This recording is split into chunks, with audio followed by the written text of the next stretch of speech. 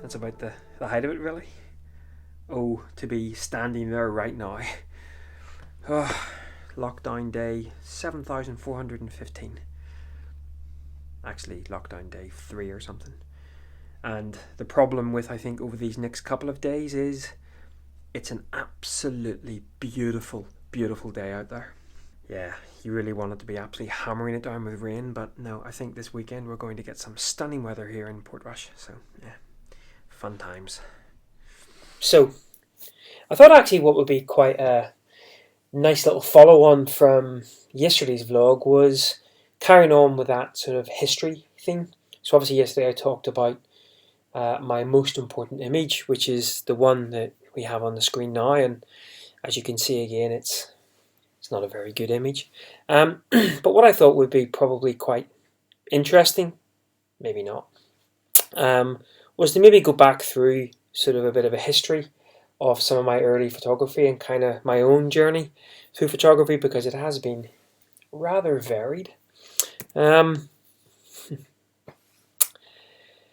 Yeah, I remember, this is Guinness, by the way, our little darling who we lost actually 5 weeks ago today.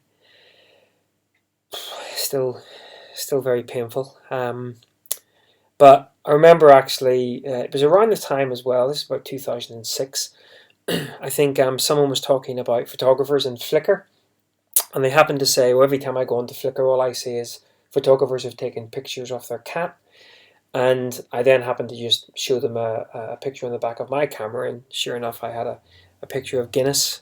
This is her lying in her spare room, and she was a bit of a model for me in those early days.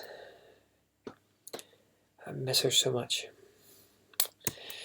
I kind of wandered around Cambridge a lot in the early days. I was actually one of the leaders of the Cambridge photo walk groups, and so once a month we would get together as a group and just go out, take some pictures, and then go for something to eat. Really good, really social group. Actually, I've actually stayed in touch with a couple of folks from there, and I think this is where I really started to just get a real love of just photographing everything. At that point, everything was new. And it's funny actually looking back on it, that even though I kind of didn't really know why I was photographing it, I can kind of see I still love. Now at this point, I had no idea who Charlie Waite was. Charlie has now become probably one of mine, as well as a number of other folks' favourite landscape photographers, certainly here in the UK. And he himself has a huge love affair with spiral staircases. I didn't quite know at that point that I did have a love affair with them, but looking at my collection, it turns out I kind of did. So continuing on that theme of photographing everything, well, here's just a small collection.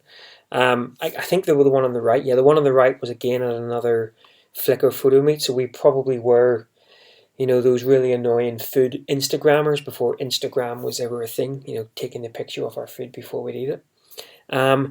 And actually this is a bottle of Shiner Bock in a fridge in my hotel room in Houston. I spent a lot of time in Houston on business in those days. So just literally photographing everything. And remember, in those days I didn't have a mobile phone. This was all with your digital SLR. So it went pretty much everywhere with me. And I just kind of photographed everything. Techniques as well. You would read something in a amateur camera mag or digital camera mag, and you go, yeah, I want to try that, and you got excited about it. A bit of a zoom bursty thing on the leaf and some very bad panning on the right hand side. But again, it was all new, and so you were excited to try it. I think we could all do with a little bit of that in our lives now. We all get a little bit, head up on, I must wait for the perfect conditions and the perfect landscape. Or maybe we say, I'm a landscape photographer, so I'll never take a photograph apart from a landscape. To be back to those days where, everything was new and everything was fun, even though it was also very bad. The first time owning a wide angle lens, mine was the Sigma 10-20. I remember actually the first time using it and thinking, whose feet keep getting in the way? they were my feet. And this is on a crop sensor as well. This is on the 350D. But you would just love everything in wide angle, as wide as you could get it, and point it up and distort those perspectives. Oh, how much fun was that? These are just two buildings in Cambridge, but you would actively go and search out wide angle stuff just to have fun. Yeah, my kit of choice was in those early days was obviously the 18 to 55 kit lens, the Sigma 10 to 20, and I also had a Sigma 70 to 300, I think it was. Yeah, just lots of fun on the Canon 350D. I think one of the benefits of shooting everything, my eye started to kind of notice things that I don't think I would have noticed before. The dew on a rose, on a flower, or even this sort of old weed. But actually, the ladybird just made me think that it was kind of a little sort of puppet or a monster or something. And again, just scenarios that even back in those days, again, this is probably 2007, 2008 maybe, just noticing things. And I think that really came about because I had the camera with me and I was just open to shooting anything and everything.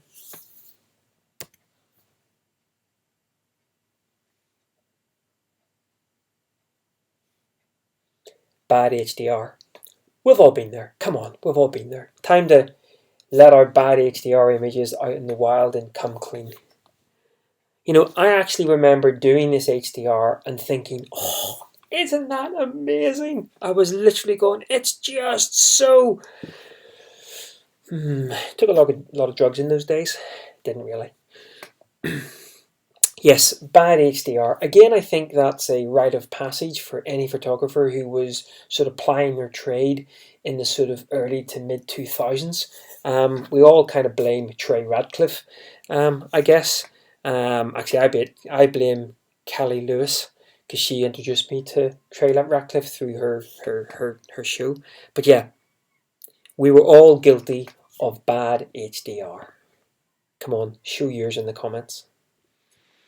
So again, looking back through my archive, I can certainly see that even back then, just noticing those sort of smaller details and reflections. So obviously, the one on the left, I think this was from a Cambridge Folk Festival. Just one of the Guinness taps sort of reflected off some of the beer sheen on the bar surface. And then this one on the right hand side, I was actually quite pleased with this one at the time, mainly because it took people a long time to work out exactly what they were looking at. And what you're actually looking at here is actually just a reflection in a puddle on the ground of one of the buildings in Cambridge. So again, it's just that. And again, I didn't really notice at the time that I was noticing all of these sort of little things, but now looking back on it, I realised that you know, without going through magazines and being told do this, do that, you know, I was just going out with a camera and just noticing things that I still enjoy noticing today, and I've hopefully developed from there. So reflections were a big thing, and of course we get a lot of rain in the UK, so reflections are never too far away. Quite apt, these next couple of slides. Home projects. Do you remember doing water drops? I wasn't very good at them. I tried. I got some scientific kit where you could do kind of, you know, specific drops and things and whatever, and so mine was more hit and miss. But back again, sort of the mid 2000s, there was some phenomenal water drop photographers out there. You would sort of use different liquids, different sort of backdrops, different colours. But yeah, just lots of fun. And again, you know, we're now in this sort of enforced time at home. Maybe it's time to get the old water drops back out again. I actually went and bought a set of Lego figures, thinking I could come up with some different little scenarios for them. And in fact, they even came to Houston with me, because this one on the bottom right is actually in my hotel room from the Doubletree Suites, who by the way did some phenomenal room service. I've actually got a whole bunch of these. I take them out in the snow, pushing their speedos and things. Just fantastic. Speedos, speeders. And following on from the water drops, have a nice little bit of smoke image as well. Again, very popular back in those mid-2000s, and again it was just something to sort of keep the mind ticking over when you couldn't get out with the camera. You know, back in those days I was working a full-time job, and obviously that meant that my time behind the camera outside could be limited, especially during the winter months. So rather than sitting in, you know, scrolling through the internet as we often do now, I was putting my time to good use and actually playing about at home. And in fact, looking back through my collection, I actually have some smoke images that I actually quite like as sort of a bit of an abstracty thing. I'm even thinking of maybe printing some of those out quite large. So quite like this one.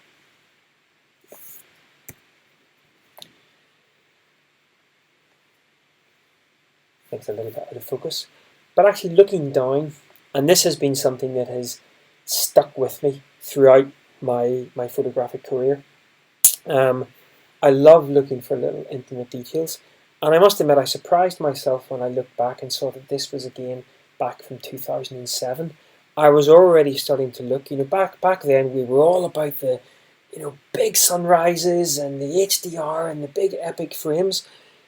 But what I was starting to see was nature's patterns. Now, I don't believe there was, maybe there was some sort of messages that I was seeing in magazines and things, but I think back then a lot of the magazines and a lot of the sort of online material were just geared up towards the big and the epic.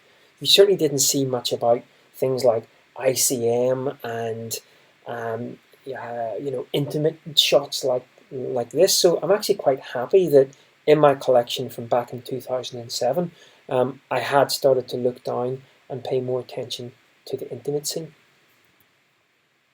And of course, looking down also yields some results just from an abstract, from a sort of an urban, gritty perspective. And I think this actually did quite well in a photo competition in Cambridge, or a camera club competition in Cambridge.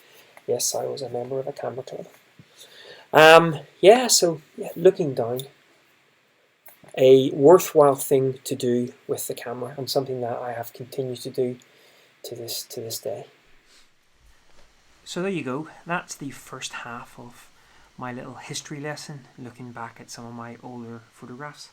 We'll have a second follow-up, sort of covering some more. But I think the big take-home that I've certainly picked up from this, and something that hopefully you'll take to heart, is I think as we specialize in certain genres of photography, whether you're a street photographer, a landscape photographer, a sports photographer, whatever, we can sometimes not only refuse to photograph any other genres, but we almost wait until the conditions or the setting is perfect to go out and shoot. And that is certainly what I've been guilty of over these last couple of years. And just looking back through this collection, it makes me realize that, and especially as I'm forced inside for 23 hours of the day, what I wouldn't give to be out for an afternoon photographing everything: people, animals, shadows, abstract landscapes.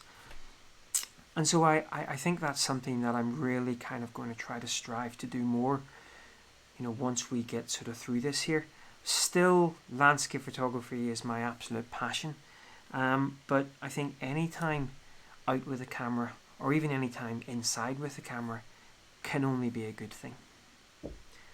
Right, well, I'm off to make myself a coffee. Actually, no, it's 2 o'clock. That's official. Apparently, it's official tea in the UK time. One of my friends was speaking to his American mother-in-law once, or grandmother-in-law, and she said, "Is it true that everyone in the UK stops for tea at 2 with the Queen?" Well, I say that's a damn good idea. So I'm off to have a cup of tea. We'll catch up again soon. Stay safe, guys. Bye-bye. Tea with the Queen, eh?